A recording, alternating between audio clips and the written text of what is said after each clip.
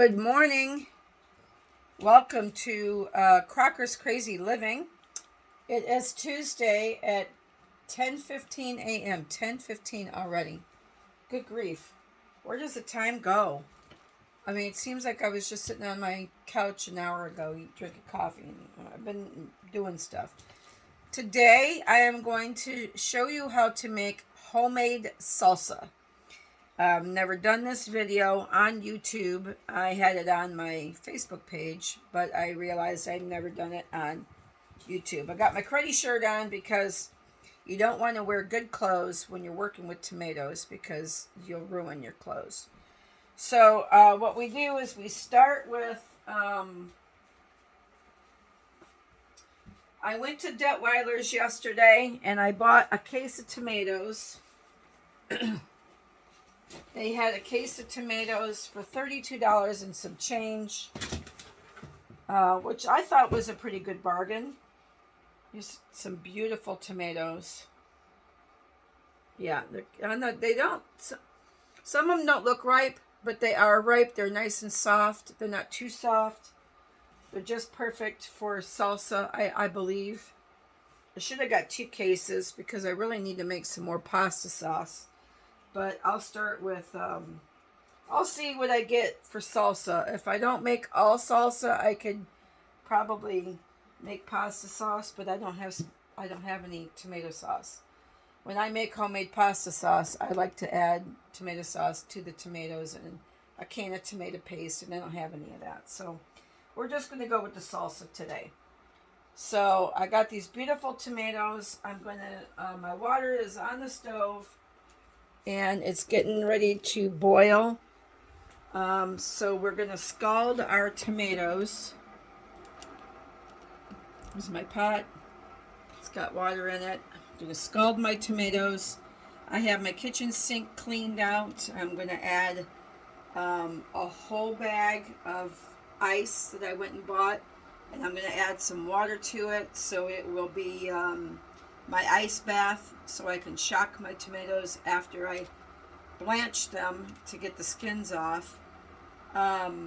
You want to shock them to keep them from continuing to cook. I do it just to cool them down so I can get them peeled quickly. That's the only reason why I do it, because you're going to put them back in the pot and you're going to cook them anyway. So I'm going to pause you for a second while this water gets going, and I'm going to go next door and get in my deep freezer. And I'm going to get out a package of, I had a package of frozen peppers in there. And I got some onions I can chop up too. So I'll be right back. Okay, I think my water is going to be hot enough now. It's almost to a boil, not quite. But I'm going to go ahead and I'm going to start dropping in my tomatoes very carefully. You don't want to splash hot boiling water all over your kitchen or all over you, because you don't want to get burnt. I always get, if my mother-in-law does not get me tomatoes from her produce lady, because she's got a friend that sells produce, and when she's done selling, she gives all the tomatoes left over to my mother-in-law. And sometimes they're bruised or starting to go. And if I don't get my tomatoes that way, I tend to buy them by the case from Detweiler's, because they have local tomatoes. These tomatoes came from, let me read the box. Vine Ripened Tomatoes, Pine Island Tomato Farms, Princeton, Florida. Don't know where that is, but it's what they call local if it's in the state of Florida. That's what they call local produce. And they usually are very lovely, beautiful tomatoes. So, you know, it might have cost me a little more to buy the box, but at least I know I'm getting a very good product. So, and there's not one of them that are bruised, you know, and the people up at Detweiler's are so kind.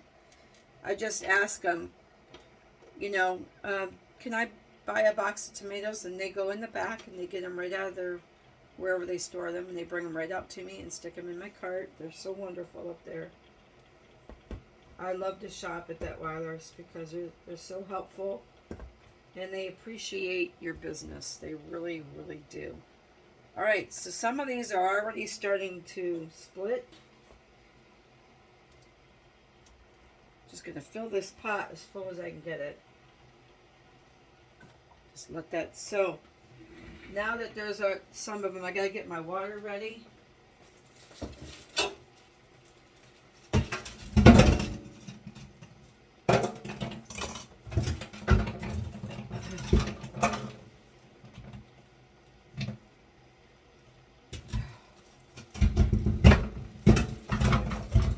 Smash this.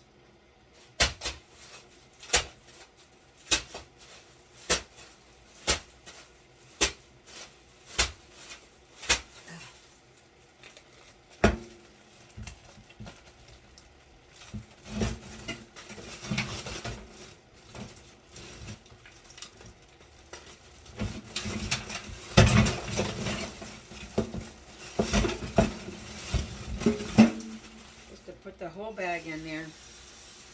Run a little bit of cold water so it doesn't melt my ice too much.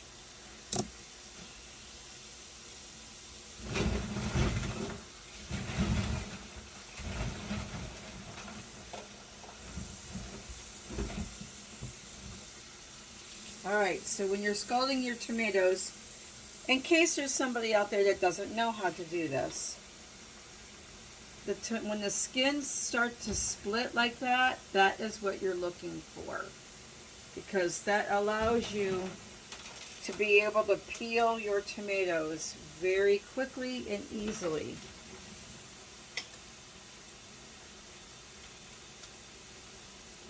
That's what you're looking for. You're looking for that skin to split right down like that.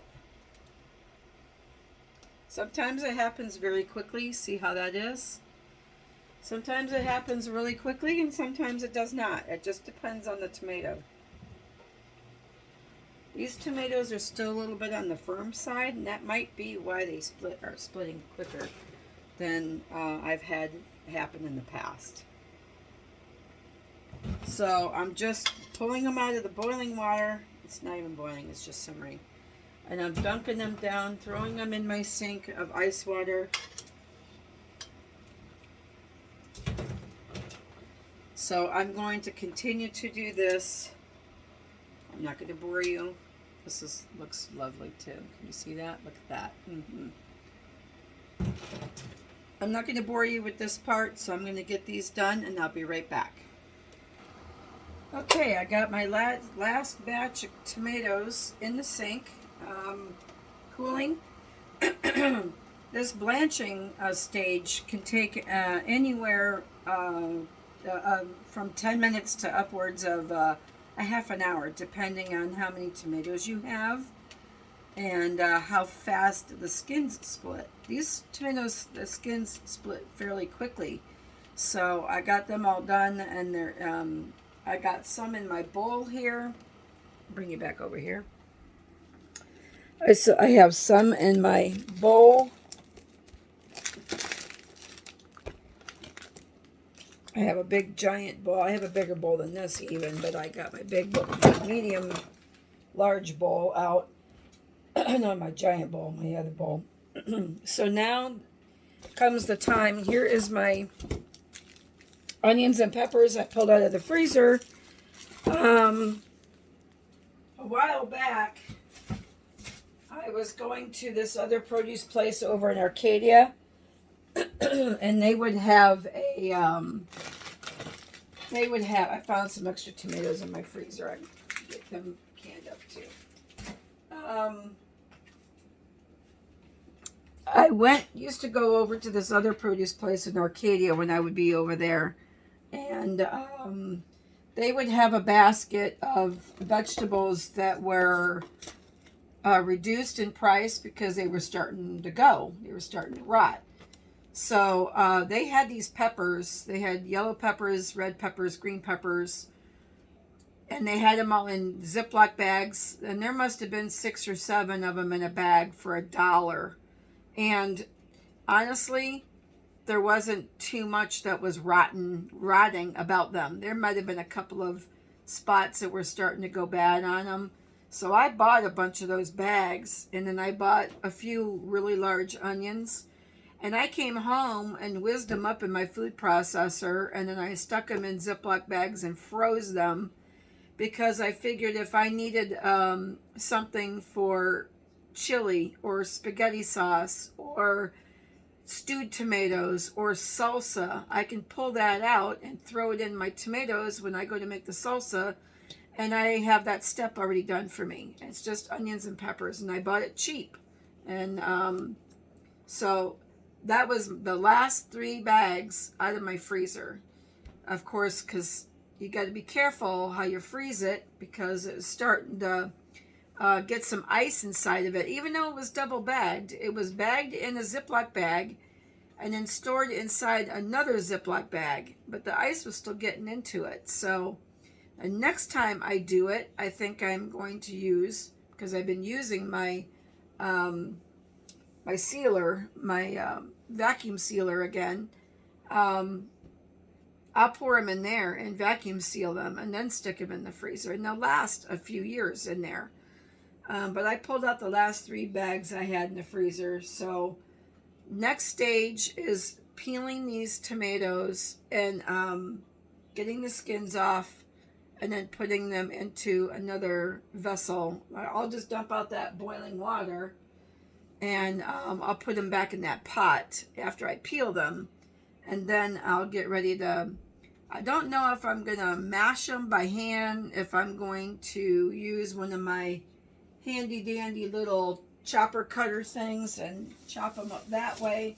They're kind of firm, so it might benefit me to cut them in half and then stick them in my chopper and just smack that thing down and chop them into small cubes, because I want chunks, but sometimes I get too big of chunks of tomato, and it's just harder to eat salsa when you have big chunks of tomato. So that's the next stage. I'm not going to bore you with all this peeling, but I'll be back when it's time to do next step. Okay, I just got 5 tomatoes left to go. I just wanted to show you real quick how, there might be somebody out here that doesn't even know how to do this. So what I do is I just poke my knife in and just twist my knife around the core to get that core out. And then your skin just slides right off.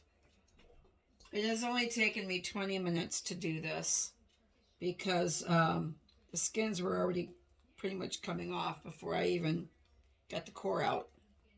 Be careful with your tomatoes handling them at this point, because they're very slippery. And you don't want to drop them on the floor. And if you don't like getting your hands messy, you can wear gloves if you want, but I don't do that either. I pretty much know what I'm getting into. It can be very messy. One time I did this with my friend, and we did it outside. She had made up this, makeshift wooden table, and we did it outside, and we smushed them up and everything out there. And that was pretty cool, because there was no mess in the house. And where we were doing it, the tomato seeds from squishing the tomatoes kind of hit the ground where we were doing that, and she had wild tomato plants growing. So let me rinse my fingers off.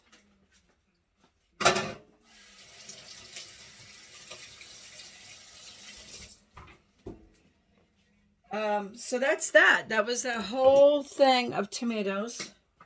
And here I have them all transferred over here into this big pot. And then now the next step is to cut them up into smaller pieces. So I'm going to rinse this bowl out so I can use this bowl again for the tomatoes. I'm not sure if I'm going to cook my tomatoes in this huge pot, because You have to bring them up to a boil, and you have to let that water kind of rise to the top and boil off so you can skim off a lot of the water. And it tends to scorch in this great big huge pot. This was a pot that I bought from a restaurant when they went out of business, and they used it for pasta. So they had like a strainer pot inside, and they would have their boiling water in here constantly, and then they would just drop in the pasta, and then that's what they used it for. They never cooked sauce in it or anything, so it's not a good one. It's okay for soup and stuff, but it's not good for tomato-based anything because it scorches on the bottom. So I'm going to go next door and get my other pot. She was borrowing it. So I'm going to go grab that, and I'll be back. I'll get some of these chopped up so I don't bore you with that, and we'll move on.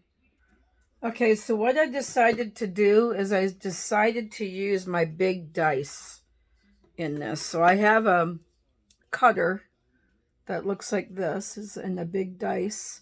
I have a small dice and a big dice. This is how big they are. I'm thinking the big dice will be okay because when I go to cook the tomatoes down, they'll probably cook down a little bit more, and then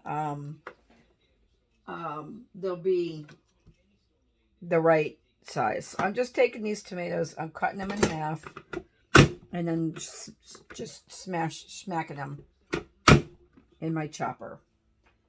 I got this chopper at QVC years ago. I wish I could find another one. I don't even think they sell them anymore. I love this chopper. It works very easily. It's got 2 chopping blades. It's got slicing blades. It's got shredding. You can shred cheese and stuff. And you can get a lot done in a short amount of time. It's fast. So the reason why I'm cutting these tomatoes in half is, number one, it makes it easier to slap it.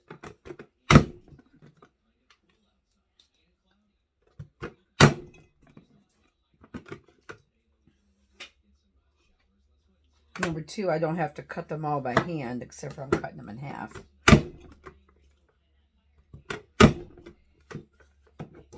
Just kind of move them around in the bowl.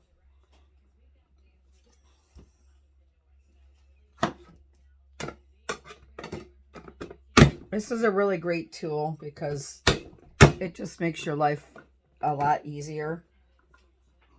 It makes slicing onions a breeze. You slice them so fast you don't even have time to cry.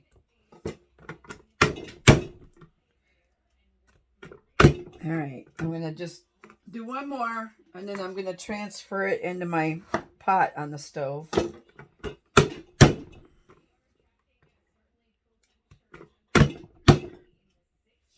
It's definitely a messy job. So I'm not going to bore you. I always say that. So here's my chopped tomatoes. See, it's a nice full bowl. I have a lot to do, but look how easy and nice that is. They're all pretty uniform. Doesn't matter. They're going to get cooked.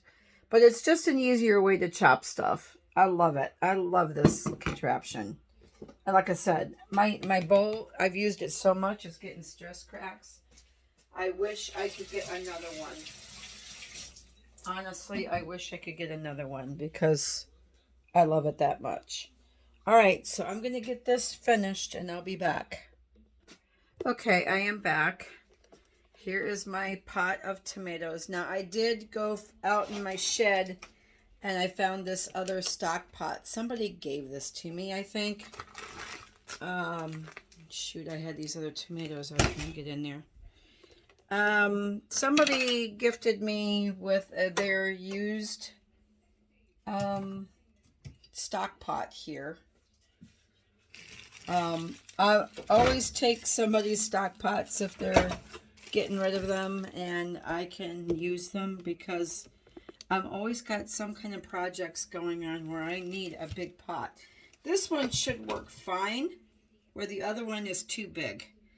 It's still a stainless steel pot or a metal pot. I think it'll work really well though for what I need. So what I'm going to do now is I'm going to add my bags of onions and peppers. Now, normally, if these weren't frozen, I would cook down my tomatoes first and skim off some of that water, and then I would add the onions and the peppers. But because this is frozen, I'm just going to turn my stove on like number 3. I don't want anything burning. Since these are frozen, I am not going to do that step twice, skimming off the water. I'm not doing that twice. So I'm just putting my frozen onions and peppers right from the bag, right into the pot. If I can get them out without ripping the plastic and getting plastic in there. Yep, it came right out. It slipped right out. That, I'm telling you, is a full pot. That is a full pot of tomatoes. I must be crazy. I must be crazy. So now what I gotta do is just, I don't even have a lid for this. I don't even know if this lid, no, that's way too small. Let me see if I have a lid. Because I know that when you put lids on stuff, it holds the heat in a little bit better. I've got a big lid down here. Let me see if it'll fit in the pot. Yeah, it fits that pretty well. Not perfect, but because when this starts to get really hot, it'll help to melt all that icy stuff down in there. All right, so I just got a bamboo spatula here, and I'm just gonna try to mix this up a little bit. This is gonna take, wow, this is gonna take a while. Should have put the onions and the pepper things down in the bottom first. I should have did that. That's okay. I'm just kind of stirring this up. I just made some room and poked some of that onion and pepper down in there. So when the pot starts to get hot, that'll start to melt. So this step could take a while. So I'm not going to bore you. I'm just going to pause you. And then I'll have to keep an eye on this. And I want to bring it up slowly. I don't want to put it on high because it'll scorch on the bottom. There's plenty of liquid in here right now. You see all the liquid? Can you see the liquid? There's plenty of tomato juice liquid in there. I don't know if you can see it or not. But that will start to cook and it'll start to come up. I'm going to cover it. And I'm just going to keep an eye on this. And then I'll come back. When we get ready to skim off the water, I will show you that process. So I will be back, when we're ready for that. This is like a half a day project. Now the one thing I would like to say, my mother-in-law, when she would get tomatoes, if I'm working, right now I'm on spring break, but if I'm working and she's got tomatoes and she wants to share them with me, but she necessarily doesn't want to make more salsa, she doesn't want to make any marinara, she will do step 1 for me. She will scald them and skin them and put them in a pot and then call me and say, yeah, I've got them all skinned for you. Would you like them? And then if I can't process them that day, I stick them in the fridge and then I can process them the next day. And that's very, very helpful. And that saves me that extra step of having to do that, especially if you don't have big, huge tomatoes like I did. They're usually smaller, and there's usually a whole gob of them. When I'm working, I don't always have the time to do that. But when she saves me that step, it's a lot quicker and it's a lot faster. And I was literally completely out of salsa. I only had one package I found in my freezer when I was going through a stage where I didn't want to can it. I wanted to freeze it. And we eat a lot of salsa. And we share stuff too with friends and family. So I'm going to keep an eye on this, and I'll be back when we go to skim off the water. See you soon. Okay, so I'm back, and my tomatoes are finally coming up to temperature where they're getting ready to boil. It's 12:30 in the afternoon now, and I started this project at 10:15. It took a little bit of time to get the tomatoes to come up because I did have those frozen peppers and onions, and that took time to get hot, melt down, and now my pot is getting ready to come up to a boil. So we're just about to the stage where I'm going to be siphoning off some of this water. Tomatoes are full of water, so when you cook them and you bring them up to a boil, the water rises to the top of the pot. And you want, when you're doing salsa or stewed tomatoes, you really want to take the time to siphon off some of that water, because if you don't, your salsa is just going to be real thin and watery. It's not going to be thick and chunky. Sometimes when I'm feeling lazy and I really don't want to siphon off the water, I'll just make it runny. So you have to drain off a little bit of liquid if you want it thicker. Most of the time my husband mixes his salsa with sour cream, so it doesn't matter if it's real liquidy or not when he does it that way. But if you want a real nice thick chunky salsa, you're definitely going to want to siphon it off. So let me get something to help scoop it out of there.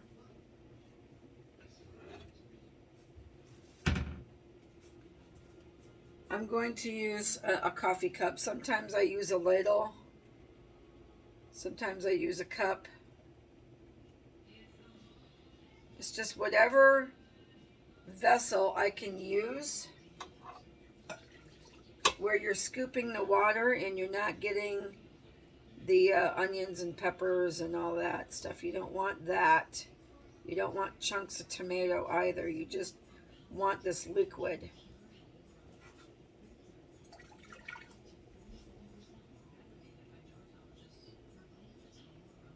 And I'm just putting it into another pitcher.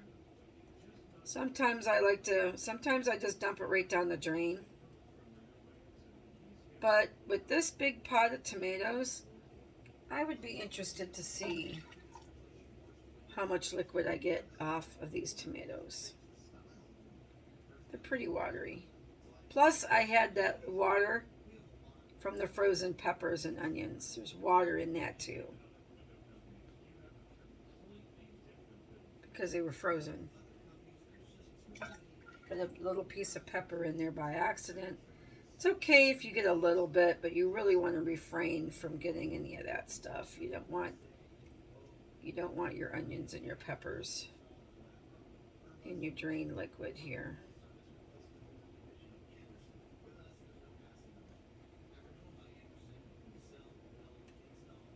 So where the water is boiling is where I try to scoop off this water. It was almost a whole cup right there.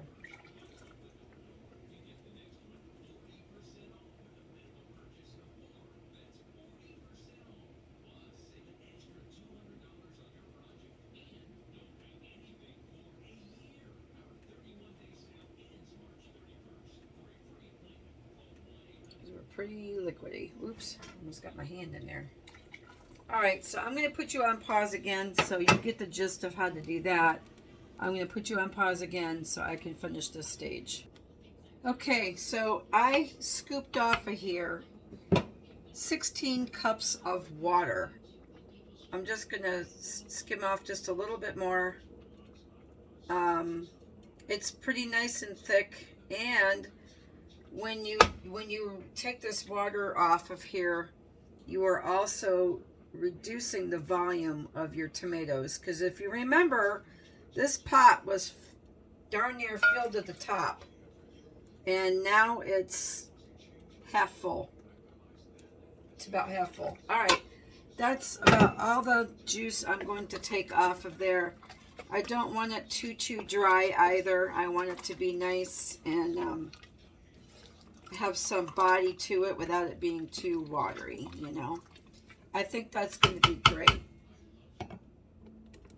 And it's so, see, my pan is about half full. So now I'm going to add my salsa mix. I get this Mrs. Wages salsa mix down at Walmart. She used to have the mild, and now all I can find is medium and hot. And on the back of the package, it tells you exactly how to make the salsa. This package calls for 6 pounds of fresh tomatoes, which is about 18 medium-sized tomatoes. Since I had a 25-pound box of tomatoes, I didn't count them. I don't know how much I have in poundage, but I kind of gauge on my own. If I have a small batch of tomatoes, it's 1 package. If I have a big batch of tomatoes, it's 2 packages. So I'm going to go ahead and use 2 packages. I could probably get away with 1 pack. Let me just do 1 pack and see what I need. Since this is a medium, not mild, might only need 1 package.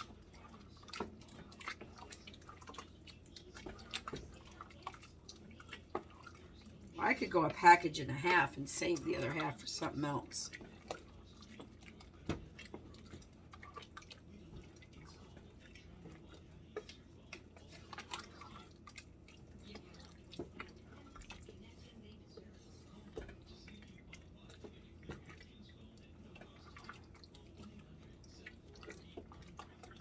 Smells good, but I'm really thinking another package. I don't know. That's 6. And it's a half a cup of white distilled vinegar or 5% acidity or cider vinegar. I like to use the apple cider vinegar. And 1 pouch of salsa mix. I'm going to go ahead and do 2 packs. I know it's medium salsa, so it might be a little on the spicy side. That's okay. Like I said, my husband dilutes it with sour cream. So that's going to be 1 cup of vinegar going in with it. I tend to go a little bit more on the vinegar. I am a vinegar person. I like vinegar. So let me measure out. It's a half a cup of vinegar per batch, so it's 1 cup of vinegar. I usually do a little bit more than 1. So there's 1 cup going in. Don't exactly know what's in this salsa mix. It just says spices. It doesn't say what kind of spices. Dehydrated vegetables, onion, green bell pepper, jalapeno, chili pepper, garlic, salt, and spices.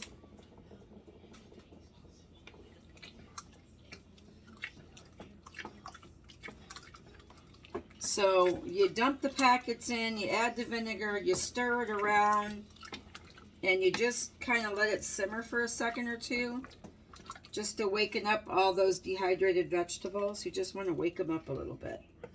You don't want to stick them in there and then can it with it dry, because you want it to be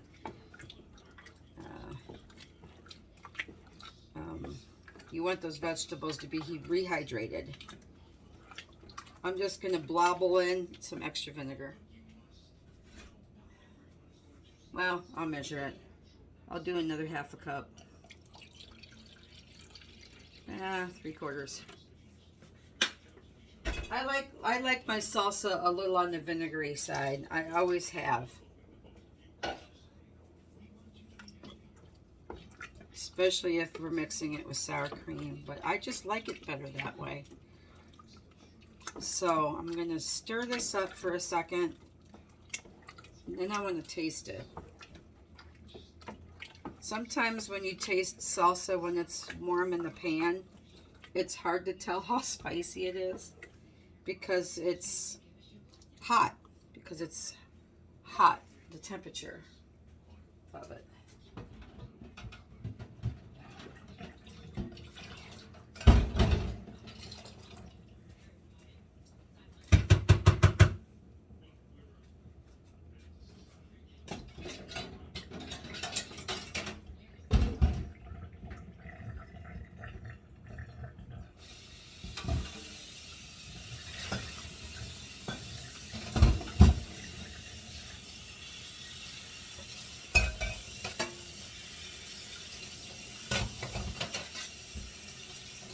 All right, I'm just gonna grab a fork and I'm just gonna stick my fork in there, grab some tomato.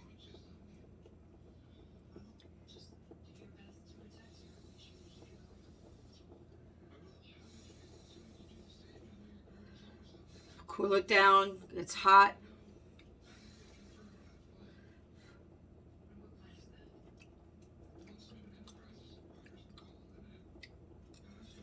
Mm. Mm. Mm-mm-mm.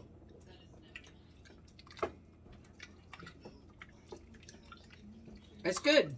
It's got a spicy kick to it. But that's okay. I used to put 2 packets of mild, and now I'm using 2 packets of medium because I can't find the mild anymore. Walmart's not carrying it. They're carrying medium and they're carrying hot. Can you imagine how hot the hot is? Man. So it looks good. It looks like salsa. It smells delicious. Right there is what it looks like. It's really, if it weren't for the time consuming, you can also make this with canned tomatoes. On the back of the recipe, on the back of the package, it says 6 pounds of tomatoes, or you can use 6 cans of petite or diced tomatoes undrained. And you just heat them up, you put the mix in, you put the vinegar in, and you're done. Super easy if that's the way you want to do that. If your store has all them tomatoes on sale 10 for 10 and you're getting $1 a can, and you want a really quick salsa, that would be the best way to go. Open it up, pour it in a pan, add your salsa mix, add your vinegar, stir it up, heat it up, and you're done. You can store it in the refrigerator. You can put it in containers and you can freeze it. And you can put it into jars and you can can it. And that's exactly what I'm going to do with mine. I'm going to can it in my water bath.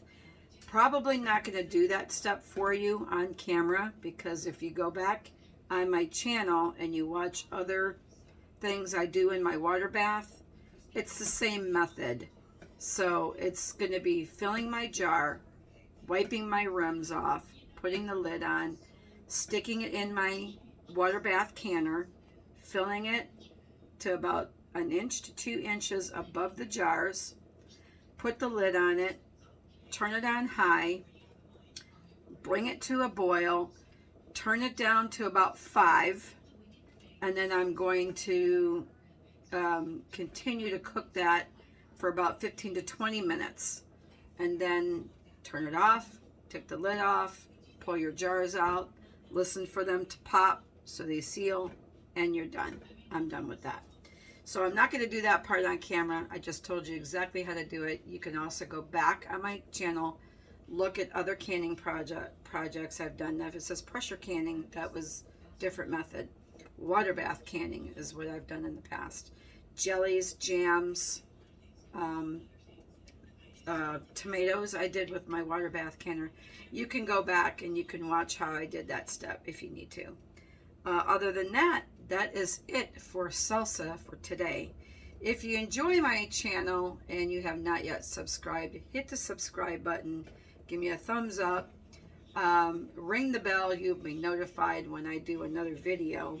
Share me with your friends, I would really appreciate that.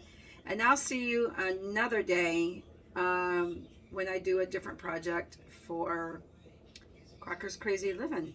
Have a wonderful afternoon, everybody, and I'll catch you later. Have a great day. Bye.